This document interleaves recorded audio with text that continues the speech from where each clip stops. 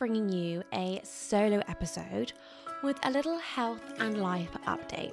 Let's start with bloating. Genuinely, within 10 minutes, she was like, you have SIBO, it's the low FODMAP diet. Contraception. I have had the coil and I have really enjoyed it. So much to be said for dialing back on the hormones, being in control of your body.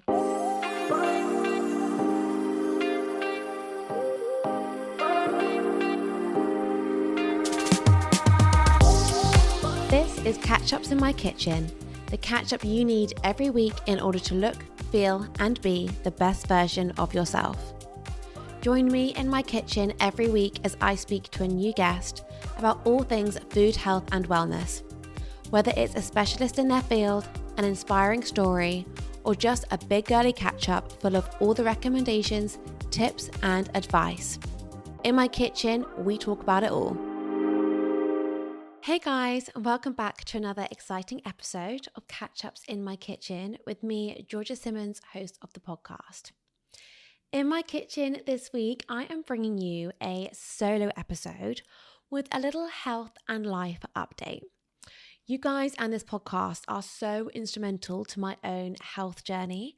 So I really feel like I have to keep you guys updated, check in, tell you where I'm at, because this podcast is really about us all navigating this crazy wellness space with our bodies ever changing, the wellness knowledge and information out there ever changing.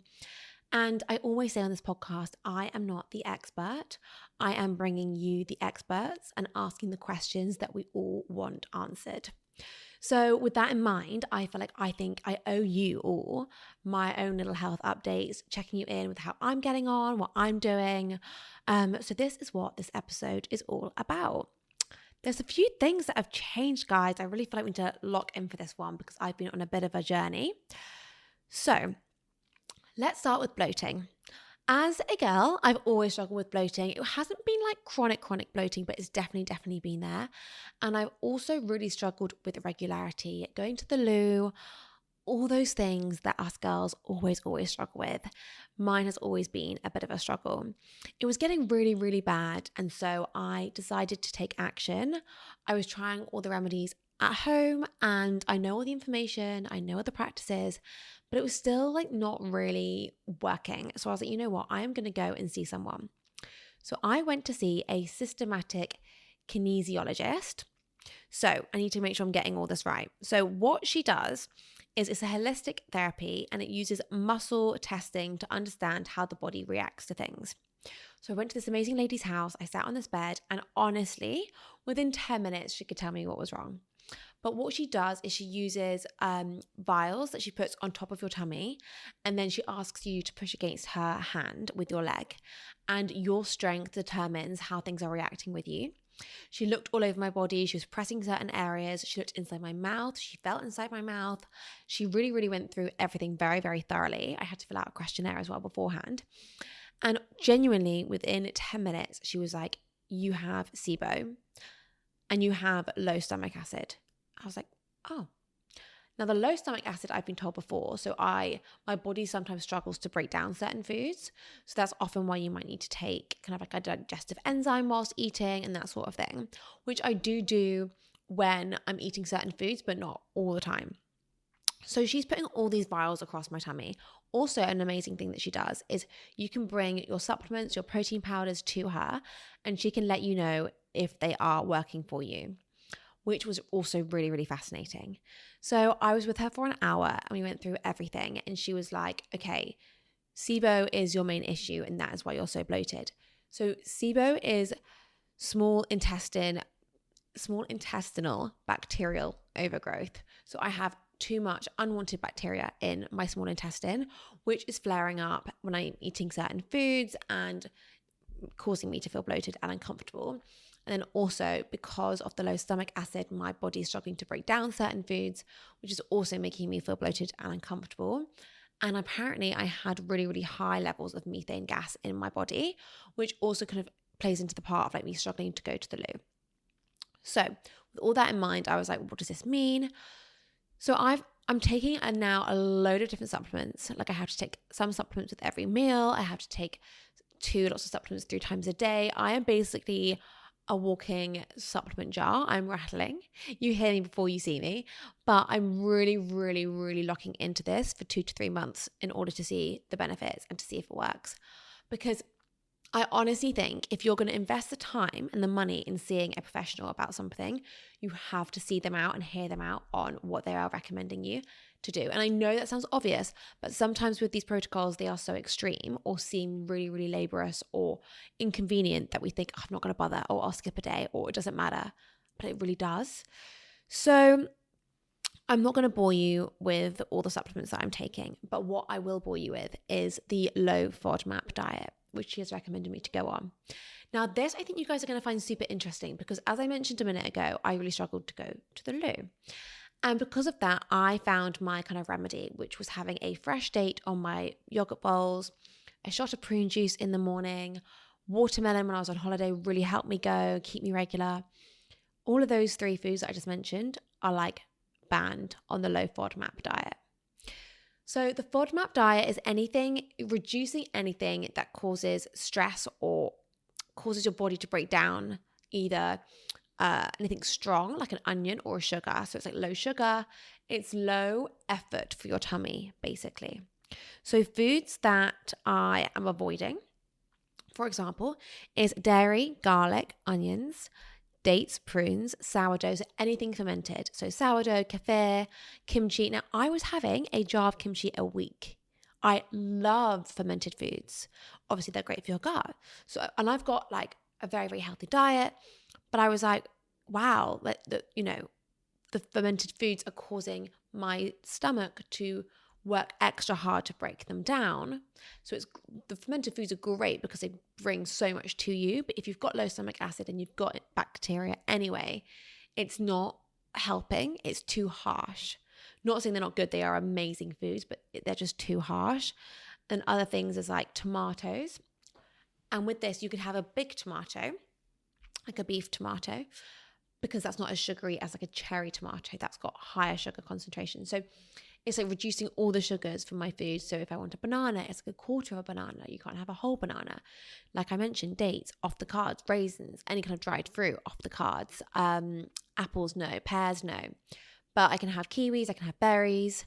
So what I'm having, for example, in the morning, I'm completely off the dairy, which makes me so sad because I was really enjoying my Greek yogurt. But I've always known I'm very sensitive to lactose, which we know proper Greek yogurt doesn't have. But I said to her, like, how's my body reacting to dairy? And she's like, it just doesn't love it. And I was like, oh, I knew that, and I've been like that for so long. But I was like, oh, I really want the protein element of a nice, good quality Greek yogurt. My body just doesn't love it. And this is what's so interesting, right? Like, we know all this information, we can listen or watch Why Eat in a Day for people, and it's so inspiring, or we can listen to things on Instagram, on podcasts, but your body is so unique, and you need to know your own manual. What is your body? What works for your body? What doesn't?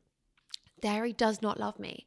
So as much as we can hear how great it is, how much as we like, I'm not saying that dairy isn't good, but for my body and the way I'm built, it doesn't love me, which is really sad. So I'm back on the coconut yogurt. Obviously, like the Plenish almond milks. I'm having like chia pudding. Chia, great for me. Like flax, eggs, omelette, mince, quinoa, sardines, brown rice I can have, soba noodles I can have, like aubergines I can have, broccoli. But what I can't have is like spring onions, asparagus, weirdly, big no, mushrooms, big no. So it's really interesting, the low FODMAP diet, and also very inconvenient when it's summer and you're out a lot. But you've just got to really, really, really hone in. And I am really going deep in this for 2 to 3 months to give myself a chance. And then you can slowly bring things back in and work out how your body's reacting. Chickpeas, beans, big no.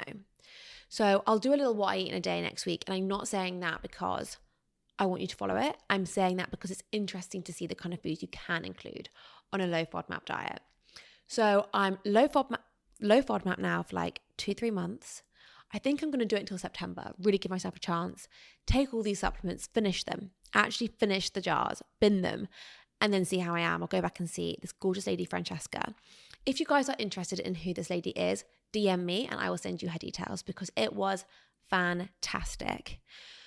So I feel like I'm really back to the drawing board in terms of well, I'm not back to the drawing board, but things I was doing was really, really flaring me up. Hence why I was struggling so much, because we're going back to the going to the loo thing. Now, one thing that really, really helps me is MCT oil. I bang on about it all the time.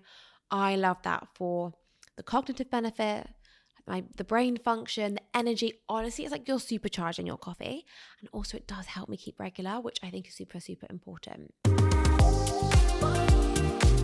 This episode is sponsored by Zapp, the ultra-fast on-demand grocery app that gets you the nicest and freshest groceries delivered to your door in minutes.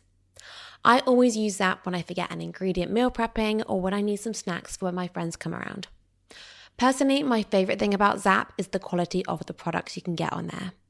I can get my vegetables from Dalesford, my sourdough and crackers from Gales, as well as topping up on my favorite Remy's banana bites, all from one place.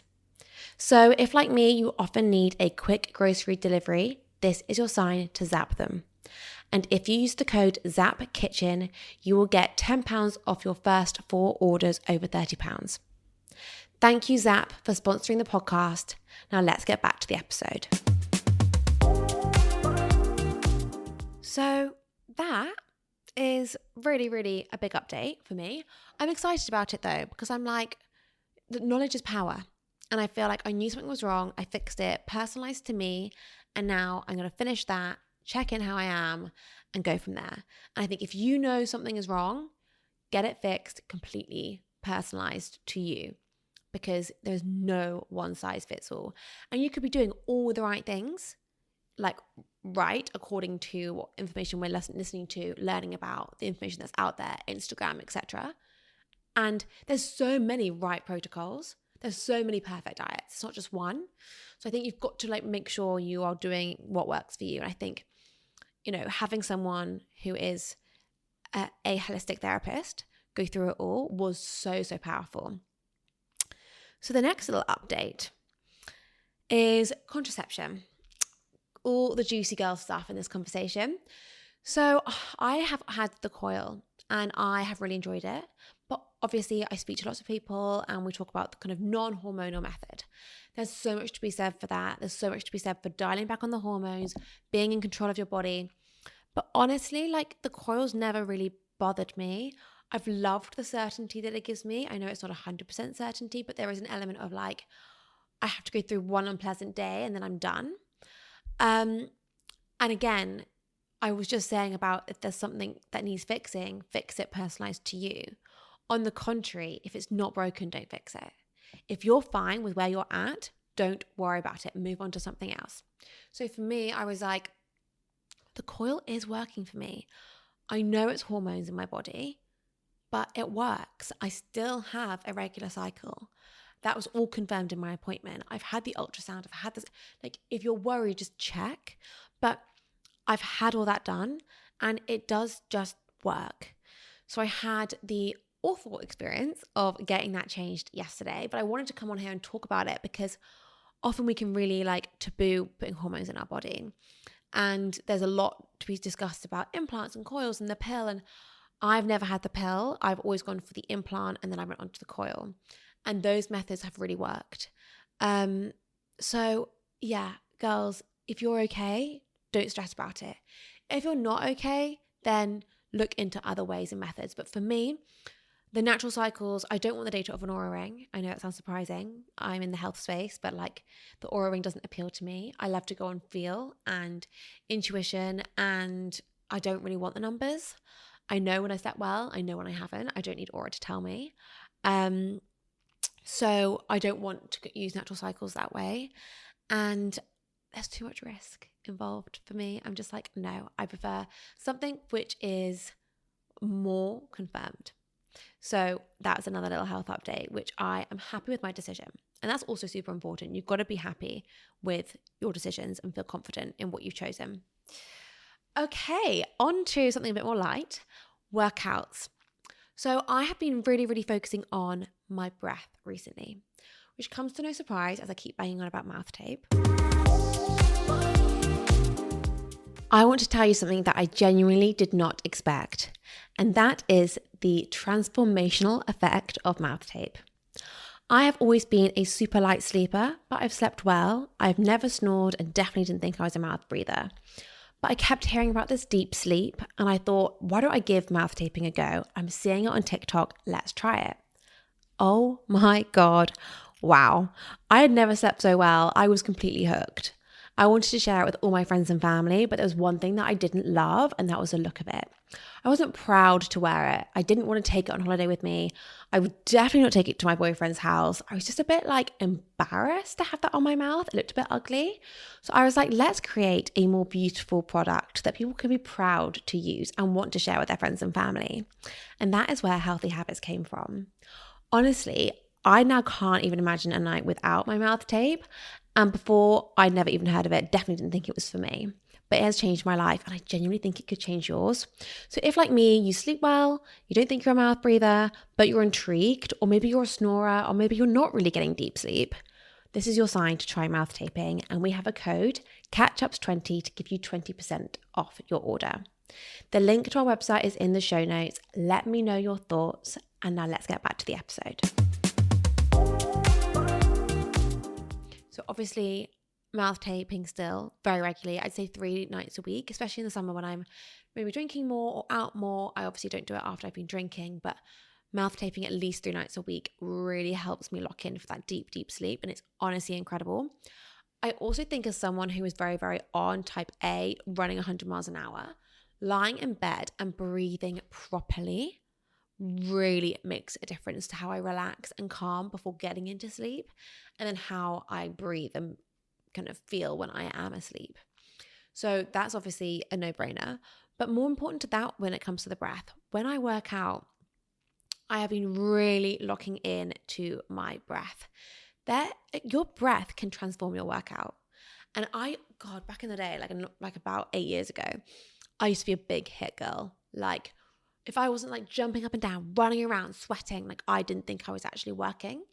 Now, oh my God, my workouts are a lot more slower paced, low intensity, but I'm really mind to muscle and breathing. And I'm like, oh my God, the burn. And I'm actually sweating because of how intensely I'm focusing and on my breath.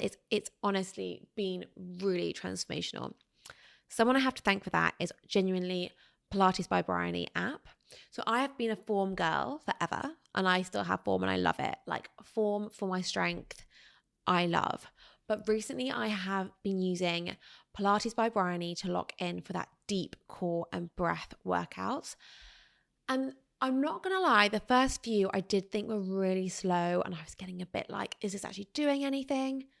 But then I'm like, wow, it actually is. The next day I can feel it really, really deeply. And I think when you've been working out for so long, I can't remember a time when I didn't work out 6 days a week. I have been ingrained in that routine for a very long time. Changing it up is really important because your body gets used to it. So I have loved that. I also think I'm not recommending both apps. You might want to pause one and start the other and then go back and forth.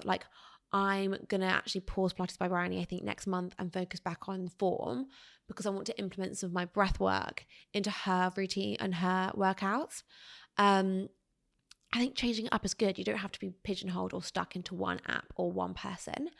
But genuinely, Pilates by Bryony has transformed my focus when I'm working out, my core, and the mind-body connection has been absolutely amazing.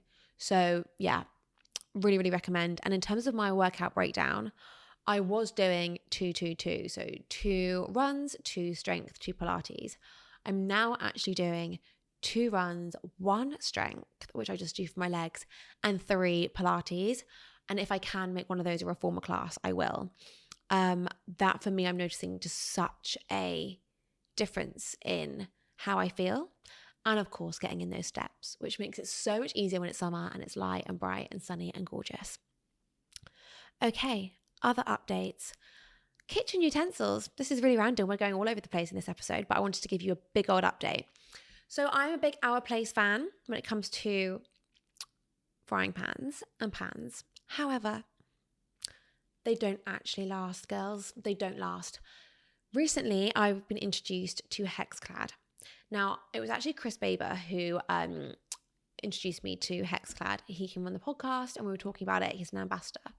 And I was like, well, what is the difference? And he was like, they last and they are so much more technologically advanced. They heat things so much quicker. They perform better and they last longer. I was using my Hourplace and my hand was burning because the heat was traveling up the handle. And also, it's not lasted. And I think that's why it's traveling up the handle. It needs to go in the bin. And I've had it for 2 years. That's a lot of money to spend for only a pan that's going to last 2 years. Now, I have transitioned to HexClad, and wow, it is so much better, guys. Genuinely, it is so much better. I can boil an egg so much quicker. The water heats up so quickly. It is just so much more advanced in terms of the technology, and they're made from a great material. It's obviously non-toxic, and my mum was like, oh my God, I've also noticed such a change. And she was also an Hourplace fan. So they are giving us a discount code of CatchUps20. You get 20% off when you want to purchase something from HexClad. And it has made the biggest difference to cooking my food. I was also finding my Hourplace was beginning to stick. It basically it was done. It had run its course. They're beautiful. I love the colors. They are also non-toxic, but it had run its course. So for me, I think HexClad is better cost per use because it lasts longer. So I have made that switch and I'm absolutely loving that. And lastly, I want to touch on summer and trying to balance wellness and social plans, which is so hard. And I feel particularly stretched this summer when I've got loads of weddings and I've had hens and I've got 9 weddings, guys, 9. I keep saying that to people because I'm still in shock by how I have 9. And it's such an exciting time to be socializing with all your friends and celebrating love and celebrating everyone being together. You don't want to not enjoy it. But it's how do you balance it? 2 things to say on this. Firstly, the social time you have with your friends is as important as the 10K steps you get. That social connection is vital to our well-being. So firstly, never say no to a social plan. Dig deep, girls. We have got it in us. It's so important. Obviously, if you're not going to show up and you feel drained and burnt out, listen to your body. I'm not saying that. But get out there and socialize and enjoy the moment. Now, how you balance it. Firstly, obviously, electrolytes are your new best friend, but girls, please be careful which electrolytes you're using. Ocean, adore. Ancient and Brave, fantastic. Just go more natural. Honestly, Arta, cellular hydration, unbelievable. Go more natural. Some of them are really high in sugar, so just be careful which ones you're taking. So get those electrolytes in as soon as you get back from your social plan and in the morning. Happy Tuesdays. I'm loving. It's a little post-rave wellness supplement little addition. Definitely get those in. And just generally stick to your core values. So for example, for me, getting up and going to the gym is still really important. So I'm making sure I'm getting my workout in the next day. Social plan and obviously hangover dependent, but I'm not hungover every single week. So, get your workouts in regardless. Food. Now, I am still huge on wanting to have that cook in time. So write down on your phone what you're doing in the week. When are you out? When are you in? What are you going to cook when you're in? Can you make something really nourishing? Get a good meal in? Can you meal prep a bit so then you can grab a bit for lunch or have a bit for the breakfast? Really, really plan out what you're eating and when. And lists. Your notes app is your best friend and so is ChatGPT. Voice note him. Speak to him. Get him to help you write all your plans out. Just benchmark when you can cook in and when you can and then enjoy being out. Sleep as well. That is obviously our biggest reset button. So make sure you're getting that deep, deep restorative sleep.